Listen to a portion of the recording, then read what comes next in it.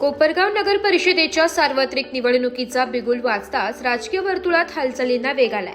प्रभाग क्रमांक 2 मधून राष्ट्रवादी काँग्रेस पक्षाकडून राहुल चंद्रहंस शिरसाट व स्मिता शैलेश साबळे यांच्या अधिकृत उमेदवारीची घोषणा झाली.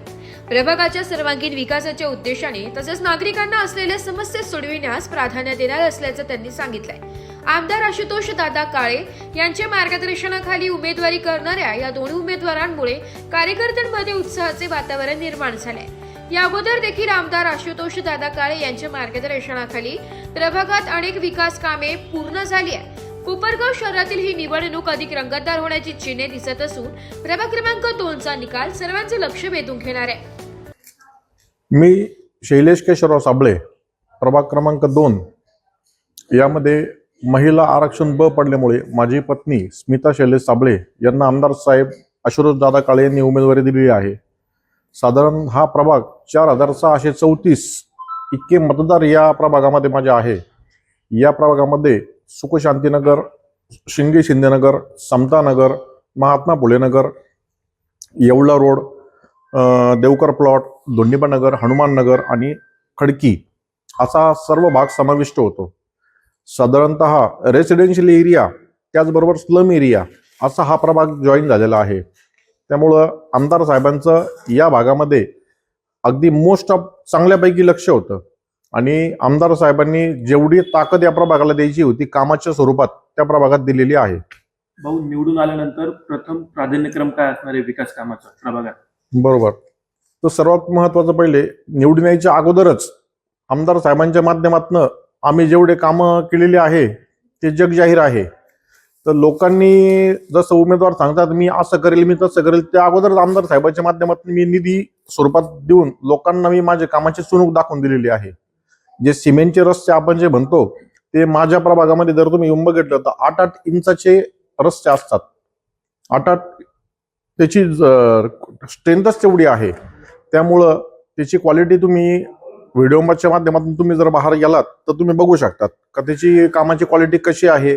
जे आमदार साहेबांनी इथं काही पुलं आहे ते गेले 20 वर्षापासून प्रलंबित होते. ते 20 वर्षापासूनचे प्रलंबित प्रश्न आमदार साहेबांनी मार्गी लावलेले आहेत. भाऊ, पाण्याचा प्रश्न आपल्या कोपरगाव शहरात आहे. आपल्या प्रभागात काय सध्या परिस्थिती काय आहे पाण्याबाबत? बरं, पाण्याबाबत सर्वात महत्वाचं म्हणजे आमच्याकडं साधारण ज्या वेळेला मागच्या आमदारकी झाली त्यावेळेला आमदार साहेबांनी लोकांना एक शब्द दिला होता की तुमच्या समोरच्या पाण्याच्या टाक्या त्या उभ्या राहून देणार नाही, तुम्हाला पूर्ण पाणी देईल. त्यांनी तो शब्द खरा करून दाखवला आणि त्यावेळेला आम्हाला 20 ते 23 दिवसाआड पाणी येत होतं, परंतु आज सर्व नागरिकांना 4 दिवसाआड पाणी येतं. म्हणजे पाण्याची समस्या आमची पूर्णपणे गेलेली आहे. उर्वरित जे 2 तलाव आहे ते त्याचंही काम लवकरच चालू होत आहे. त्यामुळं कोपरगावकरांना रोज पाणी मिळेल असं आमदार साहेबांचं स्वप्न आहे. जो रेसिडेन्शियल एरिया आहे हे रेसिडेन्शियल एरिया हा होता, इथे प्लॉट्स पडलेले होते.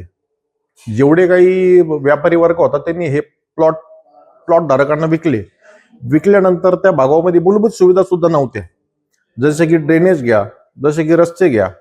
तर साधारणतः आपण जर विचार केला तर आम्ही 50% काम पूर्णपणे मार्गी लावलेलं आहे. काही कामाच्या म्हणजे प्रमाला गेलेलं आहे ते काम आणि काही काम आम्ही येणाऱ्या निवडणुकीनंतर सुरुवात करणार आहोत. आपण समाजकार्यात देखील अग्रेसर असतात. कोरोना काळातील देखील आपलं कार्य उल्लेखनीय आहे. त्याबद्दल काय सांगाल भाऊ? कोरोना काळामध्ये माझा मेडिकल व्यवसाय आहे.